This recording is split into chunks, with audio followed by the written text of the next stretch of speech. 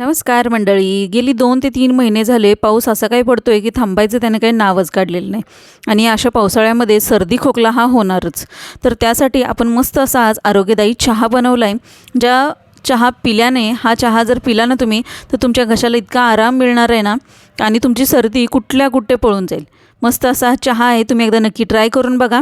त्यासाठी बघा 1 कप पाण्यामध्ये आपण चहा पावडर आणि साखर घालून घेतले आणि त्यानंतर आपण इथं 2 पेरूची पानं घेतले, 2 लिंबूची पानं आणि 1 गवती चहाचं पान घेतले.